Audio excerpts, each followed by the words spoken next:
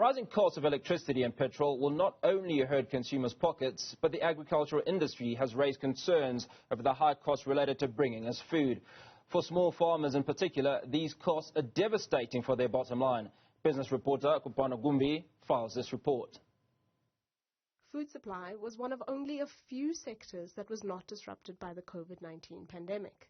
And now, as economic recovery is high on the government's agenda, there is a big push to turn more black and small-scale farmers into large commercial ones through various funds and land distribution programs.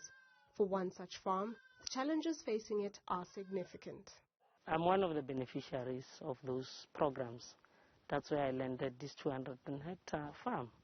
The maize and livestock farmer has ambitions to scale his operations.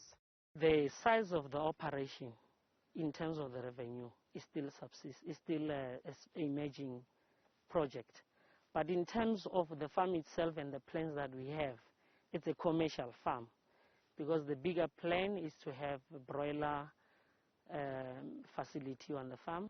Kagiso sells his produce directly to the public and local hawkers, but access to more capital and a wider market would be beneficial.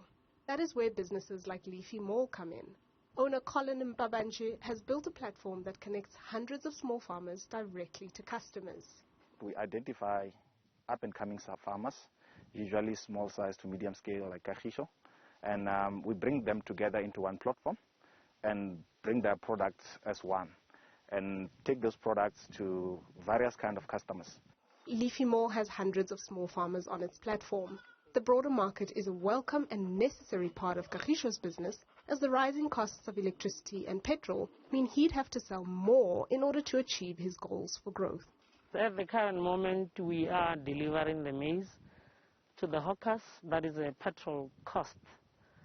And to in other instances, we hire bakkies to go and deliver the maize. So that is a cost to us.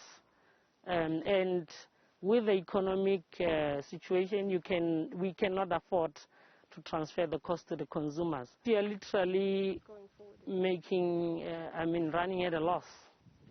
But because you have a bigger picture, a bigger plan on what you want to do, you cannot afford to rely only on government. That is why we've been talking to potential investors. Small farmers like this are trying to tap into the multi-billion rand industry, but the rising cost of inputs like electricity and petrol will definitely hurt their progress.